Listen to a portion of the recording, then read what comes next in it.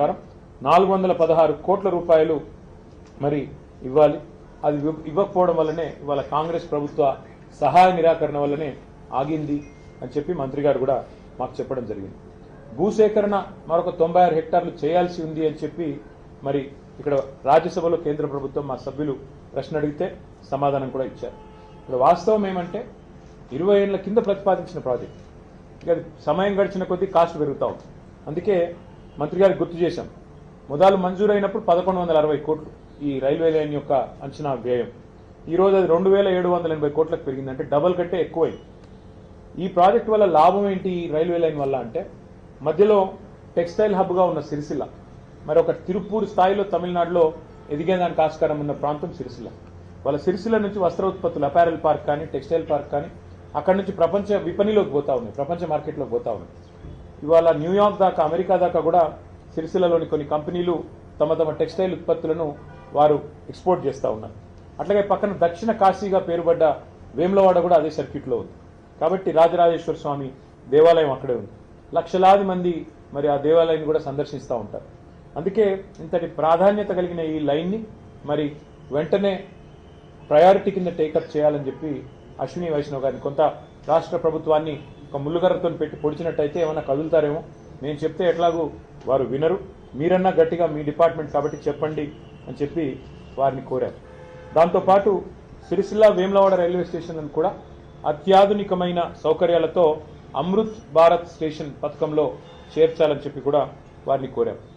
దాని తర్వాత ఆ స్టేషన్ నుంచి తంగళ్లపల్లి రైల్వే స్టేషన్ నుంచి నేరుగా మిడ్ మానేర్ రిజర్వాయర్ మీదుగా ఎలాంటి ల్యాండ్ ఎక్విజిషన్ అవసరం లేకుండా ధవళేశ్వరం వద్ద ఎట్లా అయితే ఒక రైల్ కమ్ రోడ్ బ్రిడ్జ్ ఉందో అదే పద్ధతుల్లో ఒక రైల్ కమ్ రోడ్ బ్రిడ్జ్ని కూడా మంజూరు చేయండి అని చెప్పి గౌరవ మంత్రి గారిని మరి కోరడం కూడా జరిగింది. అట్లాగే ఇవాళ మీరు గమనించినట్టయితే హైదరాబాద్ నుంచి ఇవాళ వరంగల్ మీదుగా మన కాజీపేట జంక్షన్ మీదుగా మనకు ఢిల్లీ రైళ్లు అన్నీ వస్తూ ఉంటాయి. అట్లా కాకుండా అటు లోడ్ ఎక్కువ పెరిగింది కాబట్టి రేపు కరీంనగర్ నుంచి ఇటు మంచిర్యాల వైపు నుంచి తీసుకొని పోవాలి రైళ్లు అంటే ప్రత్యామ్నాయంగా ఎలక్ట్రిఫికేషన్ జరగాలి, లేన్ ఎలక్ట్రిఫికేషన్, రూట్ ఎలక్ట్రిఫికేషన్ జరగాలి. ఇవాళ ఈ రైల్వే లైన్ ఏదైతే ఉందో కొత్తపల్లి మనోహరాబాద్, దీన్ని సంపూర్ణంగా ఎలక్ట్రిఫికేషన్ కూడా టేకప్ చేయాలని చెప్పి మంత్రి గారిని విజ్ఞప్తి చేశాము. ప్రధానమంత్రి గారు ఏదైతే చెప్తున్నారో పీఎం గతి శక్తి అని, ఆ లక్ష్యాలు అందుకోవాలంటే ఎలక్ట్రిఫికేషన్ కూడా చేయాలి, తద్వారా లోడ్ కూడా తగ్గాలి అని చెప్పి కూడా వారికి విజ్ఞప్తి చేయడం జరిగింది. అట్లాగే మంత్రి గారికి ప్రత్యేకంగా ఇంకో విషయం కూడా చెప్పారు. వారు ఐటీ మంత్రి కూడా, రైల్వే మంత్రి మాత్రమే కాదు ఐటీ శాఖ మంత్రిగా కూడా ఉన్నారు. కాబట్టి వారికి చేసిన విజ్ఞప్తి ఏమంటే, గతంలో కేసీఆర్ గారి నాయకత్వంలో మేము అన్ని పాత జిల్లా కేంద్రాలలో ఆదిలాబాద్ కావచ్చు, కరీంనగర్ కావచ్చు, నల్లగొండ కావచ్చు, మహబూబ్ నగర్ కావచ్చు, ఖమ్మం, కరీంనగర్, నిజామాబాద్ అన్ని చోట్ల ఐటీ టవర్లు కట్టాం. మొత్తం ప్రతి చోట 50,000 స్క్వేర్ ఫీట్ల పైన ఐటీ టవర్లు కట్టాం. అట్లాగే వరంగల్లో అయితే Genpact, L N T, Mindtree, Tech Mahindra, అట్లాగే సాయంట్ లాంటి కంపెనీస్ని కూడా తీసుకొచ్చి వాటితోన అక్కడ కార్యకలాపాలు ప్రారంభించాం. ఎక్కడి పిల్లలకు అక్కడే ఉద్యోగ అవకాశాలు రావాలి, ఎక్కడి పిల్లలు అక్కడే మరి వారు తమ తమ జిల్లాల్లోనే తమ తమ ప్రాంతాల్లోనే హైదరాబాద్కి వలస వచ్చే అవసరం లేకుండా మరి బ్రహ్మాండంగా అక్కడే స్థిరపడాలన్న కోరికతో ఈ ఐటీ హబ్లు అత్యాధునికంగా 10 కేంద్రాల్లో మేము కట్టాం. ఇవాళ అవన్నీ కూడా కాంగ్రెస్ ప్రభుత్వం వచ్చిన తర్వాత దివాలా తీసి బూత్ బంగ్లాలుగా మారిపోయే పరిస్థితి వచ్చింది. అందుకే ఇవాళ కేంద్ర మంత్రి గారిని ఏం కోరామంటే, ముఖ్యంగా వరంగల్ అనేది హైదరాబాద్ తర్వాత 2వ అతిపెద్ద పట్టణం తెలంగాణలో, 10 లక్షల జనాభా ఉన్న పట్టణం, బ్రహ్మాండంగా పెద్ద ఎత్తున కాలేజీలు, పెద్ద ఎత్తున విద్యార్థులు ఉన్న ప్రాంతం వరంగల్. అక్కడ మంత్రి గారిని మేము కోరింది, మీరు మా గతంలో చేసిన పనులన్నీ వారికి వివరించి చెప్పాం, కానీ ఈ 2 ఏళ్లలో ఐటీ గ్రోత్ మందగించింది. ఇది మేము చెప్తున్న మాట కాదు, మేము చేస్తున్న ఆరోపణ కాదు. 9,46,000 ఉద్యోగాలు మేము మా ప్రభుత్వం వైదొలిగిన నాడు హైదరాబాద్, తెలంగాణలో 9,46,000 ఐటీ ఉద్యోగాలు ఉన్నాయి. మరి ఈరోజు మన రాష్ట్ర ప్రభుత్వం వాళ్ళు చెప్తున్న మాటలే, గవర్నర్ గారి ప్రసంగంలో చెప్పారు 7,000 ఉద్యోగాలు తగ్గాయి, ఇప్పుడు కేవలం 9,39,000 ఉద్యోగాలు ఉన్నాయని. మొన్న బడ్జెట్ ప్రసంగంలో బట్టి విక్రమార్క చెప్పారు, ఆర్థిక మంత్రి గారు, డిప్యూటీ సీఎం గారు, కేవలం 9,39,000 అంటే మేము దిగిపోయిన నాడున్న ఉద్యోగాల కంటే 7,000 ఉద్యోగాలు ఇవాళ రాష్ట్రంలో ఐటీ రంగంలో తగ్గినాయని చెప్పి రాష్ట్ర ప్రభుత్వమే స్వయంగా ఒప్పుకుంటా ఉంది. దీనికి కారణాలు ఏమైనప్పటికీ ఇవాళ మంత్రి గారిని మేము అడిగింది ఏమంటే, ఇన్ఫ్రాస్ట్రక్చర్ ఉంది, వరంగల్లో బ్రహ్మాండమైన ఐటీ హబ్ కట్టినాం, అక్కడ ఒక India AI center, India artificial intelligence centre, India data lab వరంగల్లో కేంద్ర ప్రభుత్వం అక్కడ ఉన్న ఇన్ఫ్రాస్ట్రక్చర్ను వినియోగించుకుని ఏర్పాటు చేయండి. హైదరాబాద్ తర్వాత అంత ప్రాముఖ్యత ఉన్న నగరం వరంగల్ కాబట్టి తెలంగాణలోనే మరి రెండవ అతిపెద్ద నగరం వరంగల్, అక్కడ ఏర్పాటు చేయండి ఇండియా ఏఐ ల్యాబ్, ఒక ఇండియా ఏఐ సెంటర్ లేదా ఇండియా ఏఐ డేటా ల్యాబ్ ఏర్పాటు చేయండి అని చెప్పి కొత్త పాలసీలో భాగంగా వారిని కోరడం జరిగింది. అట్లాగే కరీంనగర్, ఖమ్మం అక్కడ సైబర్ సెక్యూరిటీకి సంబంధించిన ఒక ఆర్టిఫిషియల్ ఇంటెలిజెన్స్ కేంద్రాన్ని ఏర్పాటు చేయండి, సెంటర్ ఆఫ్ ఎక్సలెన్స్ ఏర్పాటు చేయండి అని వారిని కోరాం. అట్లాగే సెమీ కండక్టర్ డిజైన్ మరియు డీప్ టెక్ రంగాల మీద మరి దృష్టి సారించే విధంగా STPI centre, software technology parks of India సెంటర్లను, centre of excellence, centre for entrepreneurship కూడా ఏర్పాటు చేయండి. మీకు ఇష్టమైన చోట, అది మహబూబ్నగర్ కావచ్చు, నల్లగొండ కావచ్చు, మీకు ఇష్టమైన చోట ఈ 10 ప్రాంతాలు ఉన్నాయి.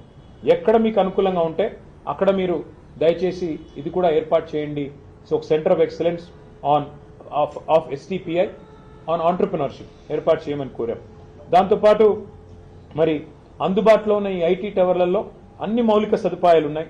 రాష్ట్రమంతా T-Fiber కార్యక్రమాన్ని కూడా మా ప్రభుత్వమే చేసింది. కనెక్టివిటీ రాష్ట్రం అంతటా కూడా ఉంది. కాబట్టి పాలసీ ఫ్రేమ్వర్క్ కూడా సిద్ధంగా ఉంది, ఇన్ఫ్రాస్ట్రక్చర్ సిద్ధంగా ఉంది. ఈ అన్ని నగరాలు, అన్ని పట్టణాలు ఇప్పటికి మా ప్రభుత్వం వచ్చింటే ఉపాధి కేంద్రాలుగా మారే అవకాశం ఉంది. యంగ్స్టర్స్ కి హైదరాబాద్కి, బెంగళూరుకి పోయే అవసరం లేకుండా ఇంకా ఎక్కువ IT విస్తరణ జరిగేదానికి మా ప్రణాళికలు ఉండినాయి. కానీ ఈ ప్రభుత్వం, కాంగ్రెస్ ప్రభుత్వం పట్టించుకోవట్లేదు. మీరన్నా జోక్యం చేసుకొని వారికి తెలియజెప్పండి. ఈ Tier 2 సిటీస్ అంటే ద్వితీయ శ్రేణి పట్టణాలు, వాటిని మరి పెంచాలి, విస్తరించాలి. ప్రపంచవ్యాప్తంగా ఉన్న ట్రెండ్కు అనుకూలంగా మనం కూడా ఏఐని వినియోగించుకోవాలి, ఆర్టిఫిషియల్ ఇంటెలిజెన్స్ని. అందులో భాగంగానే ఏఐ డేటా ల్యాబ్స్ కానీ, ఏఐ సెంటర్స్ కానీ ఏర్పాటు చేయండి అని చెప్పి మరి కేంద్ర మంత్రి గారికి కొన్ని విలువైన సూచనలు కూడా చేయడం జరిగింది. దాదాపు అన్ని విషయాలు కూడా వారు విన్నారు. మరి విని తప్పకుండా పరిశీలిస్తానని చెప్పి మాటిచ్చారు. మాటిచ్చిన తర్వాత మరి రైల్వే, అదేవిధంగా IT 2 రంగాలకు సంబంధించి కూడా చాలా సావధానంగా అన్ని కూడా వారికి వివరించి చెప్పాము. న్యాయం జరుగుతుంది అని చెప్పి ఆశిస్తాము. Thank you. ఢిల్లీకి వస్తుంది సీఎం రేవంత్ రెడ్డి ఉంటున్నటువంటి సమయంలోనే కేటీఆర్ వస్తున్నారు. ఇద్దరు ఏదో కోఆర్డినేషన్ చేసుకోవడానికి, మీటింగ్ పెట్టుకోవడానికి వస్తున్నారని చెప్పి మధ్యాహ్నం ధర్మపురి అరవింద్ కామెంట్. అంటే ఆయన జూబ్లీ హిల్స్ లో ఉంటాడు, నేను కొద్ది దూరంలో ఉంటాను. మాకు ఢిల్లీ దాకా రావాల్సిన అవసరం సీక్రెట్ మీటింగ్. అంటే రేవంత్ రెడ్డి గారు కేసులు పెట్టేది మా మీద, రోజు తెల్లారలేస్తే దాడి చేసేది మా మీద. రేవంత్ రెడ్డి గారికి రహస్య మిత్రులు బీజేపీ వాళ్ళని రాష్ట్రం అందరికీ తెలుసు. ఎందుకు ఇప్పుడు కేంద్ర మంత్రి బండి సంజయ్ గారి కొడుకును 9 రోజులు అరెస్ట్ చేయకుండా కాపాడింది రేవంత్ రెడ్డి గారు అని అందరికీ తెలుసు. కేంద్ర మంత్రి మరి కేంద్ర పథకంలో, అమృత్ పథకంలో రేవంత్ రెడ్డి గారి బావమరిది కాంట్రాక్ట్లు ఇచ్చింది ఎవరో అందరికీ తెలుసు. కేంద్ర మంత్రులు ఇక్కడ ఉన్న వాళ్ళందరికీ తెలుసు. అట్లాగే ఇవాళ సింగరేణిలో కుంభకోణం జరుగుతుంటే కూడా అక్కడ సృజన్ రెడ్డి గారి నాయకత్వంలో, రేవంత్ రెడ్డి గారి బావమరిది గారి నాయకత్వంలో భారీ కుంభకోణాలు జరుగుతుంటే మేము వచ్చి ఇక్కడ కంప్లైంట్ చేస్తే కూడా కేంద్ర ప్రభుత్వం స్పందించట్లేదని అందరికీ తెలుసు. హైదరాబాద్ సెంట్రల్ యూనివర్సిటీ భూముల మీద మేము ఉద్యమం చేస్తే, పిల్లలు ఉద్యమం చేస్తే అల్టిమేట్ గా సెంట్రల్ ఎంపవర్డ్ కమిటీ, మరి సుప్రీంకోర్టు అపాయింట్ చేసిన కమిటీ వచ్చి దీన్ని వెంటనే విచారించండి ఈడీ అని చెప్పారు. ఇంతవరకు మరి అతి లేదు, గతి లేదు. ఈడీ దాడులు జరిగితే రాష్ట్రంలో మంత్రుల మీద, పొంగులేటి శ్రీనివాసరెడ్డి మీద 2 ఏళ్ల తర్వాత కూడా ఇంతవరకు కేసు లేదు. కాబట్టి ఎవరికి రహస్య మిత్రులు, ఎవరితో కలిసి ఉన్నారు రాష్ట్ర ప్రజలకి తెలుసు, మీకు తెలుసు. మరి మాకు రేవంత్ రెడ్డి గారిని కలవాల్సిన అవసరం కానీ, రేవంత్ రెడ్డి గారితో సంభాషించాల్సిన అవసరం కానీ మాకు లేదు. రేవంత్ రెడ్డితో తలపడుతున్నాం. ఆయన అరాచకాలని ఇవాళ ఒక మాట చెప్పాలంటే, నిన్న హైకోర్టు చెప్పింది హైడ్రా అనేది 9 తలల విషసర్పం అని చెప్పింది నిన్న హైడ్రా గురించి. ఏది? రాష్ట్ర హైకోర్టు. ఇంతకంటే చెంపపెట్టు ముఖ్యమంత్రికి ఏముంటుందని నాకు అర్థంగా సిగ్గుండాలి. బడాబాబులను మాత్రం వదిలిపెట్టి గరీబోళ్ల ఇండ్ల మీద పడి, బడాబాబులు అంటే ఎవరండి? రాష్ట్ర రెవెన్యూ మంత్రి పొంగులేటి శ్రీనివాసరెడ్డి ఇల్లు చెరువులో ఉంటుంది, దాన్ని హైడ్రా ముట్టదు. రాష్ట్ర ముఖ్యమంత్రి గారి సోదరుడు ఇల్లు FTLలో ఉంటుంది, దాన్ని హైడ్రా ముట్టదు. రాష్ట్ర మంత్రులు వివేక్ గారు, శాసన మండలి చైర్మన్ సుఖేందర్ రెడ్డి గారు, రాష్ట్రంలో ఇంకా కీలక నేతలు చాలా మంది బిల్డింగ్లన్నీ చెరువుల్లో ఉన్న, షికాల్లో ఉన్న వాటిని మాత్రం హైడ్రా ముట్టదు. ఎవరిని ముడుతుంది హైడ్రా? బీద, బిక్కి, మధ్యతరగతి ప్రజలు. నేను అడుగుతా ఉన్న ముఖ్యమంత్రిని, కబ్జా కోరులు అంటున్నావు, అందరికంటే పెద్ద కబ్జా కోరులే నీ అన్నదమ్ములు కదా. అందరికంటే ఎక్కువ ఆస్తి దోస్తున్నది, అందరికంటే ఎక్కువగా ఇవాళ విధ్వంసం చేస్తున్నది నీ మంత్రులు కదా.